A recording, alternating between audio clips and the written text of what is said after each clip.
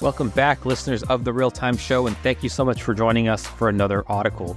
If you listened to these before, you'll know that this sounds nothing like your usual host. This is not Rob trying out an American accent, but he has let me, David, the resident provocateur himself, or maybe I should say myself, get on the mic and share with you my thoughts directly. Hopefully I can push your horological buttons just a little bit, and if you have some thoughts to share after you listen to the Audicle, you're welcome to get in touch with us via the usual channels, which I'll repeat for you at the end of the Audicle. With that in mind, let's just get right into it. One of the bigger stories coming out of the watch world recently involves an auction at 1957 Omega CK2915, an historically important model for one of the industry's most well-known brands.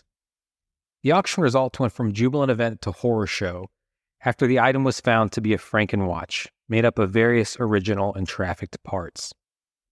Adding dynamite to this explosive news is that not only was the winning bidder Omega itself, but also that the affair has embroiled some of its highest-level employees.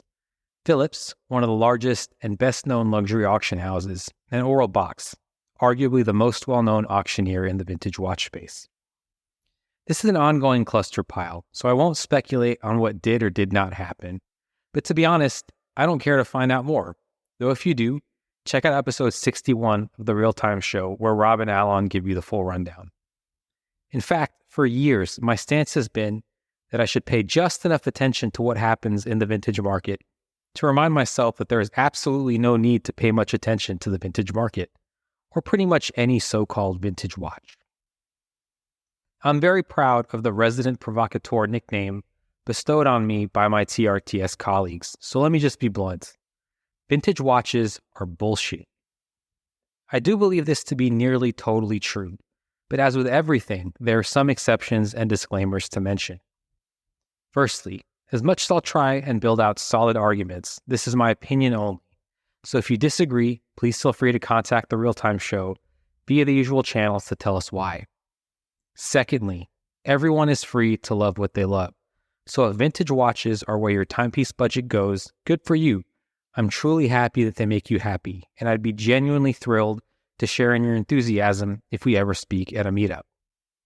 Thirdly, I'm clearly not talking about truly historically significant watches, those that are essentially museum pieces. For instance, I'd be in awe faced with something made by Breguet himself.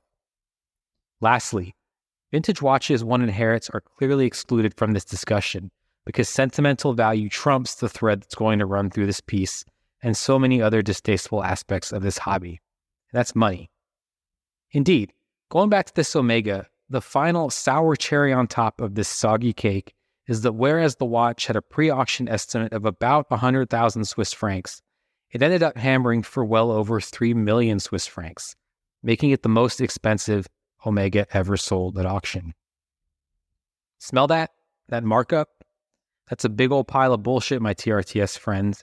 And it shows up in the price of just about every vintage watch I've seen appear on a watch block. Let's start with the word itself, vintage. This word is very distinct from used or secondhand, because while those are objective descriptors, and I very much do take part in the buying and selling of pre-owned or even neo-vintage watches, vintage is meant to evoke goods that are lovingly taken care of from a time when things were just made better, or at least supposedly. Oftentimes, though, that word is doing a lot of heavy lifting, standing in as a euphemism for old at best and damaged at worst. Put another way, would you think of referring to the hypothetical Breguet from earlier as vintage? It doesn't really seem to do it justice, does it?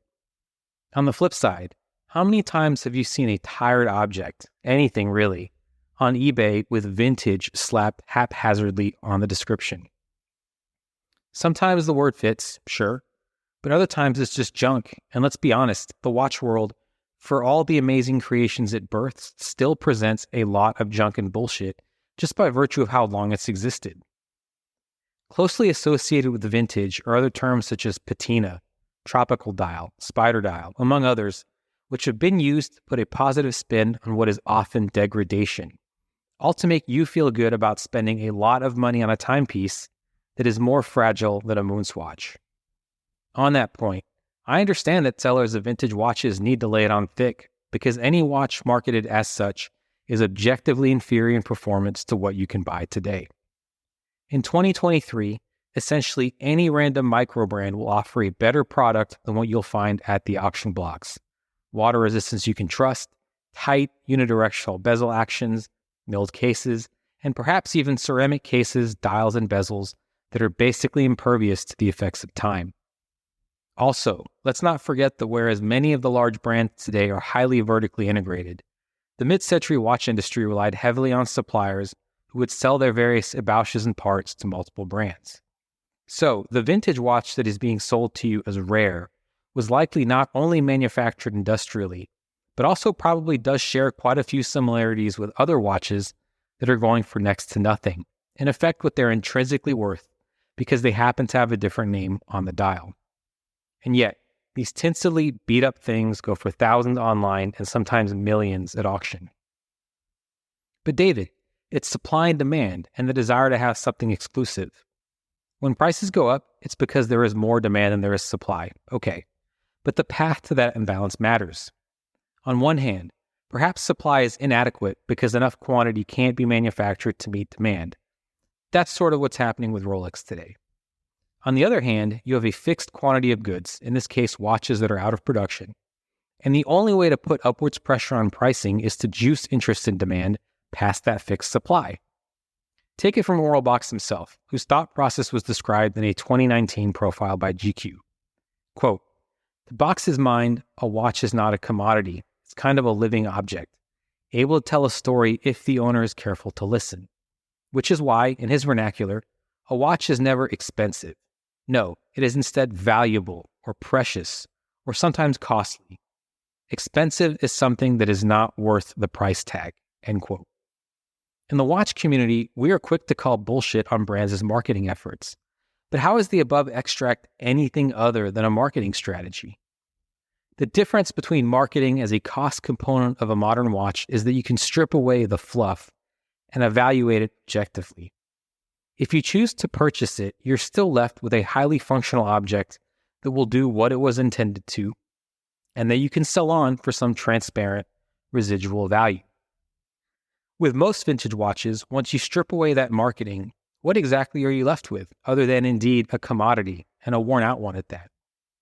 In fact, whereas your hypothetical modern watch trades on its own merits, on a robust and again transparent secondary market, the retained value of your vintage watch relies solely on the ongoing perception that it is still worth something if and when you decide to sell it.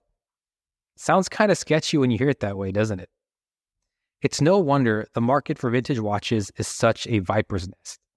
The sellers and the auction houses have every incentive to boost sales prices, collect as much money as they can, and the buyers are left holding the bag in the end. In a twisted way, I think this state of affairs is why, even though the Omega debacle will probably be presented as an aberration, my feeling, again, just my feeling, I have no hard data to back this hypothesis, is that this type of mishap is far more prevalent than we realize, because buyers will rarely be willing to admit openly they've been had. All of us have at some point felt like we have been played, so you don't need me to tell you it's an embarrassing feeling. But what about when large amounts of money are at stake? And what about when the people with these large amounts of money feel, rightly or wrongly, that they earn their lot in life because of their ability to make excellent decisions and successfully detect bullshit?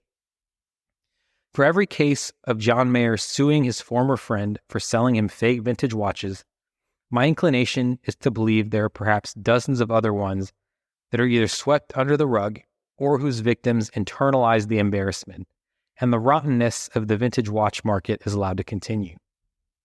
I left the concept of story to the end of this article because it's the foundation for some of the stratospheric valuations you see in the vintage watch space, or just any vintage watch generally, and it's the argument I actually find the least compelling. I've never understood the desire to own a watch because someone found its history more interesting than the future, their own future, that they might create with their own newer acquisition. Again, because vintage watches are so fragile, you are very limited in just how much of a literal mark you can make, and you end up not paying for the use of the watch itself, but rather almost solely for the questionably notable story of the auction house or solo dealer told you to justify their asking price.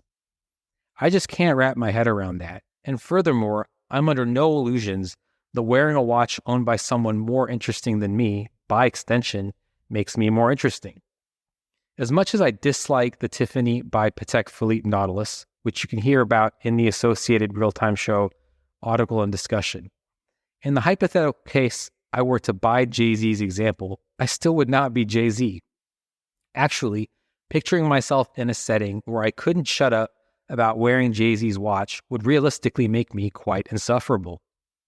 That's a frivolous example, but vintage watches trading on their military heritage are a sore point for me as well. I respect those who follow that vocation and its hardships, but I did not serve, and I would feel like a poser at just the thought of putting money down for such a watch, let alone one whose value may be derived from situations that could very well have been terrifying for the original owner. Maybe I'm just not rich enough to get it.